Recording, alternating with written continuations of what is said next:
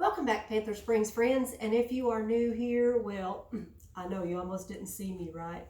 I'm blending in with all the camo.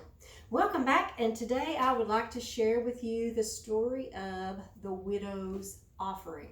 And if you will look closely, you can see that I have my piggy bank here.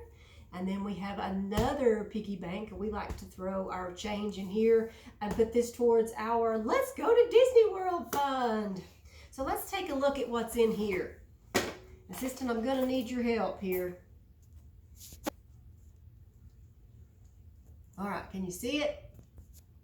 All right, if you look very closely, boys and girls, you will see that this is not an Abe Lincoln, not an Alexander Hamilton. It is a George Washington coin. So I know that this is a quarter, the money grandma, as they said on, what was that, assistant? Teen Titans Go. Teen Titans Go. Yes, the money grandma, George Washington. And I learned that this quarter that I just dropped is the same as 25 of these small Abraham Lincolns, right? And then I also have I'll be honest, I'll show my ignorance. Who's on the dime, assistant? Well, boys and girls, we don't know. Let us know. Look it up. Let us know on our church website or Instagram or social media who is on the dime. But I see a dime here, and I know that it is worth 10 of these. And then if I keep on looking, I might find a nickel, might not. And I know that a nickel would be worth, oh, here's one.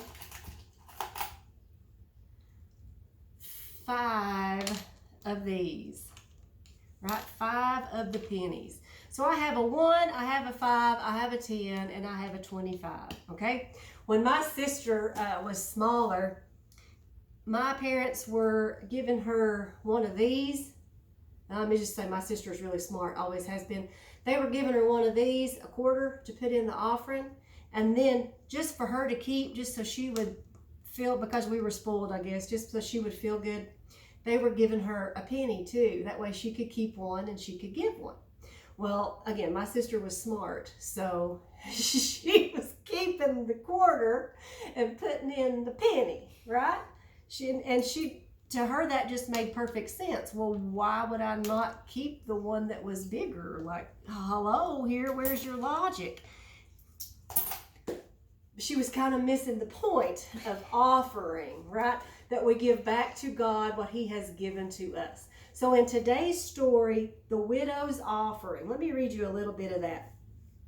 Jesus sat down opposite the place where the offerings were put and watched the crowd putting their money into the temple treasury. Many rich people threw in large amounts. And I think, boys and girls, in my mind, it was sort of like a music video when they were throwing those $100 bills around, flashing them for everybody to see.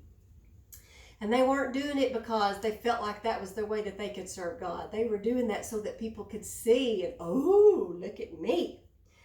But a poor widow came and put in 2 very small copper coins. So we know that the penny is made of copper, but these small coins would have been worth less. My translation says worth only a fraction of a penny. Calling his disciples to him, Jesus said, I tell you the truth. This poor widow has put more into the treasury than all of the others. They gave out of their wealth, but she, out of her poverty, put in everything, all that she had to live on. And this story always made me so sad as a kid, and it did my niece too, who's so very sweet and so very tenderhearted. Always made her sad as a kid that was all she had. And I think to really understand this story, you have to look at, first of all, the position of women in biblical times. Women were at the bottom of the social ladder. And a widow was even lower than a typical woman because she did not have anyone to provide for her. It wasn't like today's society where she could go out and she could support herself. She had to rely on the goodness and the generosity of others. And I guess that goes to show that people maybe have not been too generous and good to her because she didn't have much to give. She had less than a fraction of a penny to give, but she gave all that she had. She gave everything that she had back to the Lord. And it also reminds me of another story of the widow where she gave all that she had to feed the prophet Elijah, and how it came back to her in good measure, pressed down, shaken together, and running over. Remember that verse? Because you can't outgive the Lord. And what I think is interesting on my page, just directly over from this story of the widow's offering, Jesus is asked, "Oh, great teacher, which one is the most important?" And he says, "Love the Lord your God with all your heart and with all your soul and with all your mind and with all your strength. Love your neighbor as yourself." So I don't think that is any coinkydink that those passages are next to each other.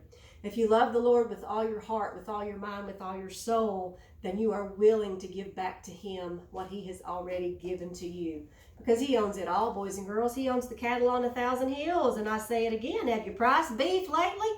And he says in Psalm 51, 16 through 17, "You do not delight in sacrifice, or I would bring it. You do not delight in burnt offerings. My sacrifice, O God, is a broken spirit, a broken and contrite heart." Hosea 6:6, "For I desire mercy." Isaiah 57:15, "For this is what the Most High and Exalted One says, He who lives forever, whose name is holy. I live in a high and holy place, but also with the one who is contrite and lowly in spirit." So what those passages are saying, boys and girls, is he owns it all anyway. He didn't want those rich people to go around giving because they were making it a show. He was more impressed with the widow and her ability to love the Lord with all her heart, with all her mind, with all her soul, because she had the right spirit, she had the right heart. And that's what all those passages are about. And that brings me to why I am wearing my camo, boys and girls. As we approach this Veterans Day, I would like to say a big thank you and a salute to all of our veterans who served our country with all that they had. And it makes me think of the words of the great poet, William Ray Cyrus. Yes, old Billy Ray himself, old Achy Breaky, before he was riding his horse to the Old Town Road, he released a song called "Some Gave All." And it says, "All gave some, but some gave all. Some stood true for the red, white, and blue, while some had to fall." And we thank our service members. We thank you for that sacrifice and for being willing to give it all. And the widow, all gave some, but some gave all. Now, boys and girls, I hope you have a fabulous week as we count down 2 weeks until Thanksgiving. And I'll catch you next time. Remember, God loves you. So does Panther Springs United Methodist Church. Bye.